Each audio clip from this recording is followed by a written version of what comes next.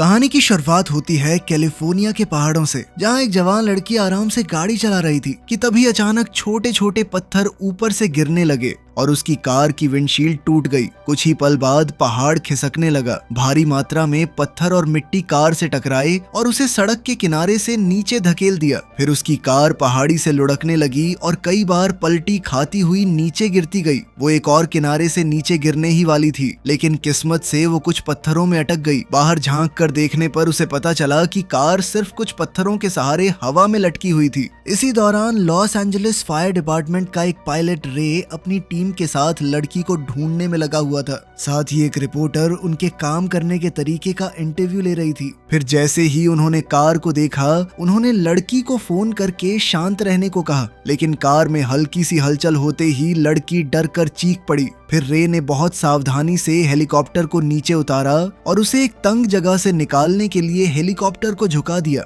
उसके बाद एक रेस्क्यूअर रस्सी के सहारे नीचे उतरा ताकि वो कार को सुरक्षित कर सके। उसके पास सिर्फ 5 मिनट का समय बचा, क्योंकि उसके बाद हेलीकॉप्टर का इंजन जवाब दे सकता था। जैसे ही रेस्क्यूअर कार के करीब पहुंचा, लड़की ने घबरा कर उसकी तरफ हाथ बढ़ाया, जिससे कार दोबारा हिलने लगी। कुछ देर बाद कार को रोक लिया गया, लेकिन अचानक वो फिसल गई और रेस्क्यूअर उसमें फंस गया। उधर हेलीकॉप्टर भी जोर जोर से हिलने लगा और इंजन ज्यादा देर तक चलने की हालत में नहीं था। ये देखकर रे ने खुद नीचे जाने का फैसला किया। जब हेलीकॉप्टर से काला धुआं निकलना शुरू हुआ, तब रे कार तक पहुंच गया। उसने कार का दरवाजा तोड़ दिया और लड़की को बाहर निकाल लिया। उसी वक्त को पायलट ने कार को पकड़ने वाली रस्सी काट दी। इससे कार नीचे गिरकर बुरी तरह तबाह हो गई, लेकिन रेस्क्यूअर आजाद हो गया और रे ने लड़की को सुरक्षित पकड़े रखा। इसके बाद कैलिफोर्निया इंस्टीट्यूट ऑफ टेक्नोलॉजी में डॉक्टर डेविड बड़े भूकंपों के इतिहास पर लेक्चर दे रहे थे। उन्होंने बताया कि कैसे दुनिया भर में आए विनाशकारी भूकंपों ने लाखों लोगों की जान ली और भारी तबाही मचाई। फिर डेविड ने सैन एंड्रियास फॉल्ट का भी जिक्र किया, जो कैलिफोर्निया से गुजरती टेक्टोनिक प्लेट्स के मिलने की जगह थी। उन्हें पूरा यकीन था कि ये फॉर्मेशन कभी ना कभी एक बहुत बड़े भूकंप का कारण जरूर बनेगी। लेक्चर के बाद डेविड अपने ऑफिस गए, जहां डॉक्टर पार्क ने उन्हें हूवर डैम के पास महसूस किए गए छोटे भूकंपों की जानकारी दी। दोनों ने तुरंत वहां जाकर जांच करने का फैसला किया।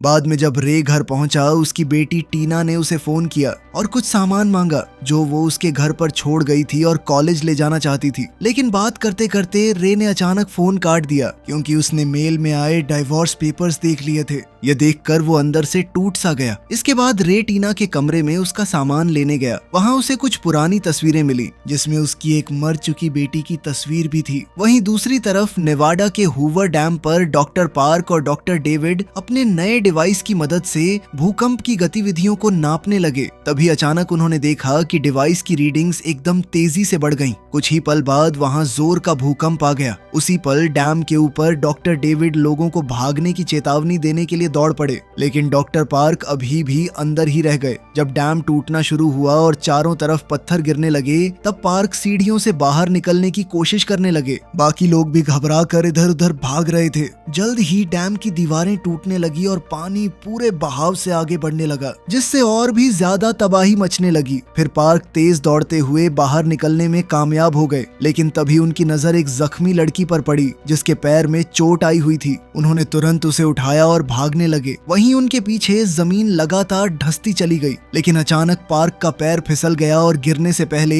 उन्होंने लड़की को डॉक्टर डेविड की तरफ धकेल दिया। जब उन्होंने खुद को संभालने की कोशिश की, तब उन्हें पता चला कि उनका पैर एक लोहे के सरिये में फंस चुका था। डॉक्टर डेविड उनकी मदद करना चाहते थे, लेकिन पार्क ने उन्हें लड़की को बचाने के लिए कहा। उसके अगले ही पल डैम पूरी तरह टूट गया और पानी का एक विशाल सैलाब आया, जो पार्क को अपने साथ बहा ले गया। इधर रे को उसके बॉस का मैसेज मिला। उस मैसेज में भूकंप की खबर थी और उसे तुरंत काम पर बुलाया गया था। काम पर जाने से पहले रे टीना का सामान देने गया। वहाँ उसकी मुलाकात अपनी एक्स वाइफ विक्टोरिया और उसके बॉयफ्रेंड डेनियल से हुई। विक्टोरिया ने रे को बताया कि वो और डेनियल अब एक दूसरे से शादी करने वाले हैं। ये सुनकर रे और भी दुखी हो गया और इसलिए वो जल्दी से वहाँ से निकलकर काम पर चला गया। कुछ घंटों बाद टीना डेनियल के साथ उसके ऑफिस पहुंची। लॉबी में इंतजार करते हुए उसकी मुलाकात बेन और उसके छोटे भाई लोगन से हुई और तीनों जल्दी ही दोस्त बन गए। दूसरी तरफ वही रिपोर्टर जिसने रे का इंटरव्यू लिया था वो डॉक्टर डेविड का इंटरव्यू लेने पहुंची। उन्होंने बताया कि डॉक्टर पार्क की मौत से पहले उन्होंने ये साबित कर दिया था कि उनका नया डिवाइस भूकंप की पहले से भविष्यवाणी कर सकता था। तभी डॉक्टर डेविड के स्टूडेंट्स वहां दौड़ते हुए आए। उनके पास सैन एंड्रियास फॉल्ट के आसपास बढ़ रही भूकंप की गतिविधियों की बुरी खबर थी। इस जानकारी का इस्तेमाल करते हुए डॉक्टर डेविड ने कुछ हिसाब लगाए और नक्शे पर सैन एंड्रियास फॉल्ट और हूवर डैम की जगह पर निशान लगाया। गहरी जांच के बाद उन्होंने एक खौफनाक नतीजा निकाला। पूरा सैन फ्रांसिस्को शहर अब बहुत बड़े खतरे में है। उधर डाउनटाउन लॉस एंजलिस में विक्टोरिया डेनियल की बहन के साथ लंच करने बैठी। तभी विक्टोरिया को रे का फोन आया। रे ने अपने पहले वाले व्यवहार के लिए माफी मांगी, लेकिन उसी वक्त रेस्टोरेंट की टेबल्स कांपने लगी। कुछ ही पलों में पूरी इमारत जोर जोर से हिलने लगी। भूकंप अब आ चुका था। उधर हेलीकॉप्टर में बैठे रे ने खिड़की से बाहर देखा तो उसे फ्लाईओवर टूटकर नीचे गिरते हुए दिखे। उसने तुरंत विक्टोरिया से पूछा कि तुम कहां पर हो। फिर रे ने उससे इमारत की छत पर पहुंचने को कहा और भरोसा दिलाया कि वो कुछ ही मिनट में उसे लेने आ जाएगा। वहीं डॉक्टर डेविड के ऑफिस में सब लोग जल्दी से टेबल्स के नीचे छुप गए। उनके डिवाइस ने दिखाया कि ये वाला भूकंप पहले वाले से 100 गुना ज्यादा ताकतवर है।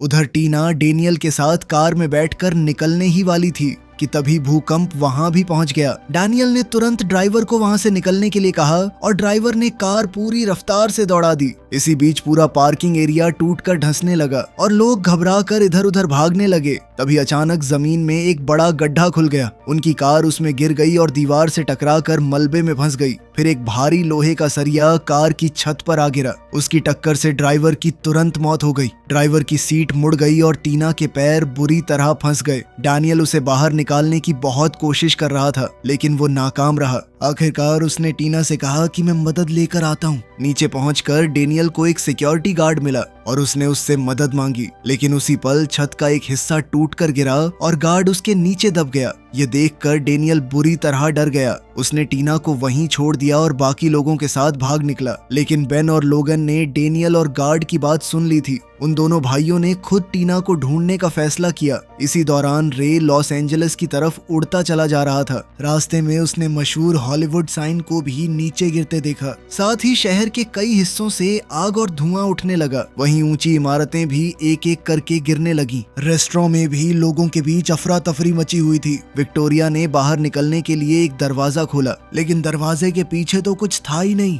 उसने अपनी आंखों के सामने एक आदमी को नीचे गिरकर मरते हुए देखा। उसी पल रेस्टोरेंट का अवन भी अचानक से फट गया और शेफ आग की लपटों से घिर गया। विक्टोरिया ने सबको कहा कि उन्हें छत पर पहुंचना होगा। उसे इमरजेंसी स्टेयर्स मिल गईं और वो तेजी से ऊपर भागने लगी, लेकिन बाकी लोग बचने के लिए नीचे की तरफ भाग रहे थे। छत पर पहुंचते ही जमीन टूटने लगी और विक्टोरिया मलबे के साथ नीचे गिर गई। वो आसपास के कंक्रीट से टकराती हुई एक नीचे वाली मंजिल तक जा गिरी। वो घायल थी, थोड़े चक्कर भी आ रहे थे, मगर हार मानने के बजाय विक्टोरिया मलबे के ढेर पर चढ़ने लगी। आखिरकार रे ने उसे देख लिया। जब रे हेलीकॉप्टर को और पास लाने की कोशिश कर रहा था, तभी एक और धमाका हुआ और छत पर आग लग गई। विक्टोरिया तुरंत आग से दूर भागी और रे ने हेलीकॉप्टर को हवा में स्टेबल रखते हुए एक रेस्क्यू बास्केट वाली रस्सी नीचे छोड़ दी। विक्टोरिया दौड़ते हुए रास्ते में बने गड्ढों से बची और आखिरी पल में छलांग लगाकर बास्केट को पकड़ लिया। उसी वक्त पास की एक और बिल्डिंग गिर गई और उसके साथ ये बिल्डिंग भी टूटने लगी। रे ने तुरंत उसे ऊपर खींच लिया और कॉकपिट में लौटकर हेलीकॉप्टर का कंट्रोल संभाला, क्योंकि एक और इमारत के गिरने की वजह से हेलीकॉप्टर तेज घूमने लगा। बहुत ही ज्यादा मुश्किल से हेलीकॉप्टर का एक दरवाजा खो देने के बाद भी किसी तरह वो लोग बच गए और बिल्डिंग्स के गिरने से पहले वहां से निकल गया। उधर सैन फ्रांसिस्को में टीना को अपना फोन मिल गया और उसने रे को मदद के लिए कॉल किया, लेकिन कुछ ही देर में सिग्नल चला गया। रे ने विक्टोरिया से कहा कि हमें टीना को बचाने जाना होगा। तभी और मलबा कार के ऊपर गिरने लगा। इसी दौरान बेन और लोगन टीना तक पहुंच गए और उसे निकालने के लिए एक लोहे की रॉड का इस्तेमाल करने लगे, लेकिन इससे और ज्यादा मलबा गिरने लगा। फिर बेन ने कार की डिक्की चेक की और उसे एक टायर जैक मिला। उसने उसकी मदद से ऊपर गिरा हुआ बीम उठाया, लेकिन वो सिर्फ थोड़ा सा ही उठा। जल्दी सोचते हुए बेन ने कार के टायर्स पंक्चर कर दिए ताकि कार नीचे बैठ जाए और टीना को निकलने के लिए थोड़ी और जगह मिल सके। ये तकनीक कामयाब रही और टीना ऐन मौके पर गाड़ी से बाहर निकल आई, जिसके बाद मलबे ने गाड़ी को पूरी तरह कुचल दिया। उधर डेविड के ऑफिस में टीम मॉनिटरिंग सिस्टम से आए डेटा का एनालिसिस करने लगी और उन्होंने समझाया कि खतरा अभी खत्म नहीं हुआ था। तब डेविड ने रिपोर्टर से लोगों को चेतावनी देने में मदद मांगी। दोनों मीडिया सेंटर की तरफ दौड़े और कुछ स्टूडेंट्स के साथ मिलकर न्यूज ब्रॉडकास्ट्स को हैक कर दिया। उसके बाद रिपोर्टर ने डेविड का परिचय करवाया और डेविड ने पूरे देश को बताया कि और भी भूकंप आने वाले थे। उसने अंदाजा लगाया कि अगला भूकंप 9.5 मैग्नीट्यूड या उससे भी ज्यादा तक पहुंच सकता है। ये भूकंप कैलिफोर्निया में आएगा, लेकिन इसके झटके पूरे देश में महसूस किए जाएंगे। साथ ही सैन फ्रांसिस्को के लोगों को तो तुरंत शहर से निकलने को कह दिया उसने। उधर टीना, बेन और लोगन की मुश्किलें अभी खत्म नहीं हुई थीं। इमारत दोबारा हिलने लगी और उसके टुकड़े टूटकर गिरने लगे, इसलिए तीनों तुरंत बाहर की तरफ भागे, जहां सड़कों पर हर तरफ अफरा तफरी मची हुई थी। काफी देर तक भागने के बाद झटके कुछ देर के लिए रुक गए। फिर टीना को याद आया कि रे ने उसे सिखाया था कि बिजली बंद होने पर पुराने लैंडलाइन फोन्स काम आ सकते हैं। इसलिए तीनों एक इलेक्ट्रॉनिक्स की दुकान ढूंढने निकल पड़े। उन्हें एक पुराना फोन मिल गया और टीना ने तुरंत रे को कॉल किया। उसने बताया कि डेनियल उसे छोड़कर भाग गया था। ये सुनकर विक्टोरिया गुस्से से भर गई। फिर रे ने टीना से कहा कि वो ऊंची जगह पर मौजूद कोइट टावर पहुंच जाए। उसने वादा किया कि वो जल्द ही वहां आकर उसे ले जाएगा। कॉल खत्म होने के बाद बेन ने अपने माता पिता को फोन किया, जबकि विक्टोरिया ने डेनियल को कॉल लगाया। लेकिन जब कॉल वॉइस मेल पे चली गई तो विक्टोरिया ने उसे धमकाते हुए कहा कि अगर तू इस भूकंप से बच गया ना कुत्ते, तो मुझसे नहीं बच पाएगा। दूसरी तरफ डेनियल बाकी बचे लोगों के साथ सड़क पर आगे बढ़ रहा था कि तभी उसी भूकंप ने एक और इमारत गिरा दी। भीड़ घबराकर अलग अलग दिशाओं में भागने लगी, लेकिन डेनियल सिर्फ अपनी जान बचाने के बारे में सोच रहा था। वो लोगों को धक्का देकर आगे बढ़ने लगा, जिससे धूल की तेज लहर एक आदमी को दूर उड़ा ले गई। इसी बीच रे और विक्टोरिया का हेलीकॉप्टर तबाह हो चुके बेकर्सफील्ड के ऊपर से गुजर रहा था कि अचानक उसका एक इंजन फट गया। रे समझ गया कि अब तो हेलीकॉप्टर गिरने वाला है। उसने उसे बचाने के लिए खतरनाक तरीके से कभी नीचे तो कभी ऊपर उड़ाना शुरू किया ताकि किसी तरह सुरक्षित लैंडिंग की जा सके।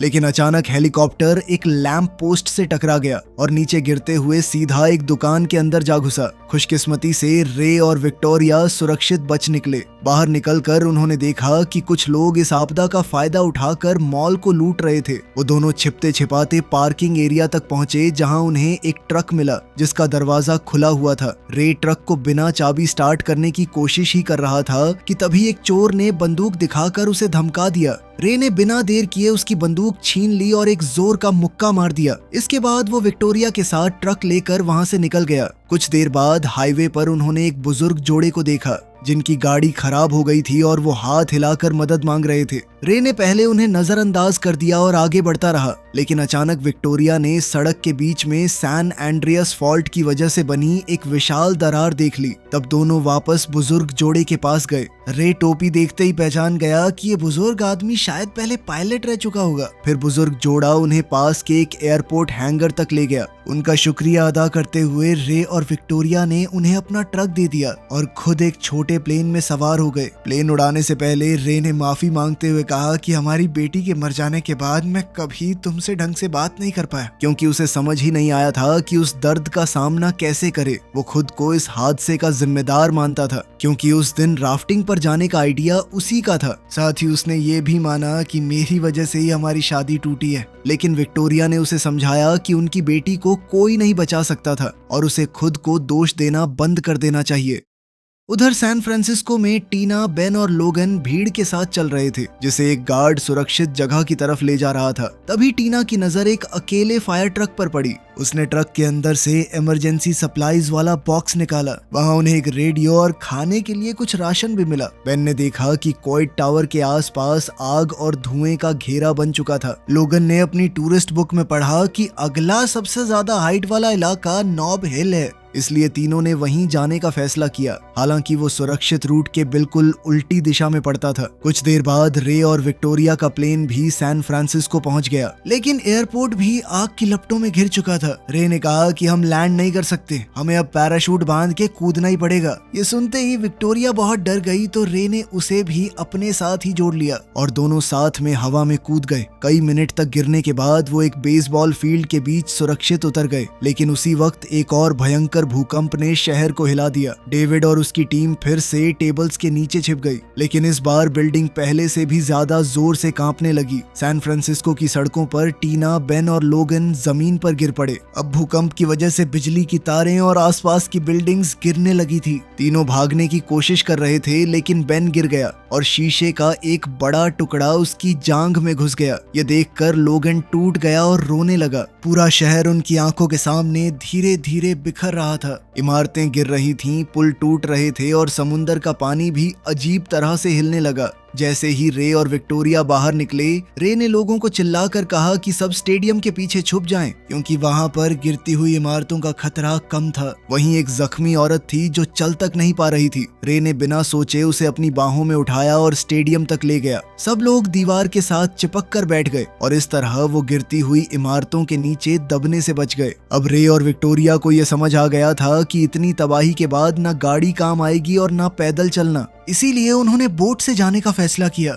जैसे ही भूकंप रुका, टीना ने बेन की जांघ में घुसे हुए कांच के टुकड़े को निकाला और उसके घाव पर पट्टी बांध दी। दूसरी तरफ डेविड ने जब अपने कंप्यूटर पर चेक किया तो उसे पता चला कि ये तो आज तक का सबसे ताकतवर भूकंप है। कुछ देर बाद रे और विक्टोरिया उस टावर के पास पहुंचे जहां टीना को मिलना था, लेकिन टावर आग में जलने लगा। रे को यकीन था कि टीना किसी और ऊंची बिल्डिंग की तरफ गई होगी। तभी उसकी नजर समुंदर के पानी पर पड़ी जो बहुत तेजी से बदलने लगा। रे तुरंत समझ गया कि एक भयंकर सुनामी उनकी तरफ आ रही थी। रेडियो के जरिए टीना तक भी चेतावनी पहुंच गई और पूरे शहर में अलार्म गूंजने लगा। अब उनके पास नॉब हिल पहुंचने का वक्त नहीं था। तभी टीना ने पास ही डेनियल की बन रही बिल्डिंग देखी और फैसला किया कि उन्हें वहीं पनाह लेनी होगी। उधर समुंदर के किनारे सैकड़ों बोट्स बचने की कोशिश कर रही थीं, लेकिन उनके सामने एक विशाल लहर आ खड़ी हुई। कुछ बोट्स को तो लहर ने पहले ही डुबो दिया। रे ने मुश्किल से अपनी बोट पर काबू बनाए रखा और लहर के ऊपर तक पहुंच गया, लेकिन खतरा अभी पूरी तरह टला नहीं। आगे एक बहुत बड़ा कंटेनर शिप उनकी तरफ बढ़ रहा था। रे ने आखिरी पल में बोट मोड़ दी और टकराने से बच गया। शिप ने उनकी बोट को पूरी तरह तबाह नहीं किया, लेकिन उसकी छत जरूर उखाड़ दी। ऊपर से कंटेनर्स भी गिरने लगे। रे ने बोट को पूरी रफ्तार से दौड़ाया और एक एक कंटेनर से बचता हुआ निकल गया। इसी दौरान वो कंटेनर शिप पलटकर गोल्डन गेट ब्रिज पर जा गिरा। इस हादसे में कई लोगों की जान चली गई, जिनमें डेनियल और वो बुजुर्ग जोड़ा भी शामिल था जिसने रे और विक्टोरिया की मदद की थी। देखते ही देखते सुनामी ने बाकी के ब्रिज को भी खत्म कर दिया और पूरे सैन फ्रांसिस्को को पानी में डुबो दिया। भूकंप से जो थोड़ी बहुत कसर रह गई थी उसे सुनामी ने पूरा कर दिया।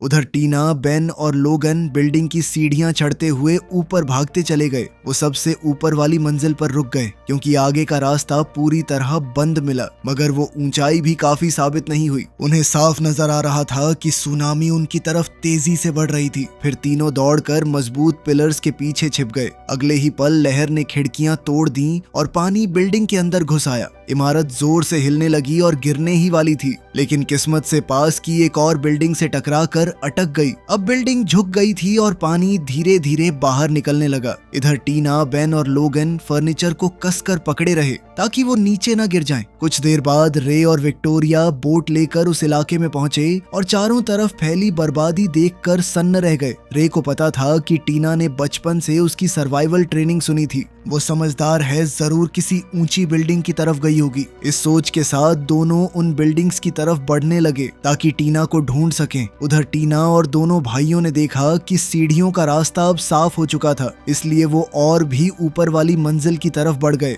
जब टीना बेन की टांग के जख्म को चेक कर रही थी तो बेन ने कहा कि पता नहीं मैं आज जिंदा बचूंगा या नहीं, लेकिन अगर ये नहीं किया तो मरने के बाद भी पछतावा रह जाएगा। इतना कहकर उसने टीना को चूम लिया। उसी वक्त लोगन ने उन्हें बचाने आई बोट को देख लिया, लेकिन वो उल्टी डायरेक्शन में जा रही थी। वो और टीना खिड़की पर जोर जोर से हाथ मार कर रे और विक्टोरिया का ध्यान खींचने की कोशिश करने लगे, लेकिन उन तक आवाज नहीं पहुंची। फिर टीना को याद आया कि लोगन के पास एक लेजर पॉइंटर था। उसने लेजर की रोशनी बोट के कंट्रोल पैनल पर डाली और आखिरकार रे और विक्टोरिया ने उन्हें देख लिया। लेकिन तभी एक और बड़ी लहर आई और खिड़कियों को तोड़ते हुए पानी अंदर घुस गया। बेन और लोगन तो सीढ़ियों की तरफ तैर कर निकल गए, लेकिन टीना पानी के तेज बहाव में फंस गई। एक दरवाजा उसके और दोनों भाइयों के बीच आ गया, जिसकी वजह से वो उन तक नहीं पहुंच सकी। अब बिल्डिंग धीरे धीरे डूब रही थी और पानी का लेवल तेजी से बढ़ रहा था। रे ने बोट विक्टोरिया के हवाले की और उसे किस करके सीधा पानी में छलांग लगा दी।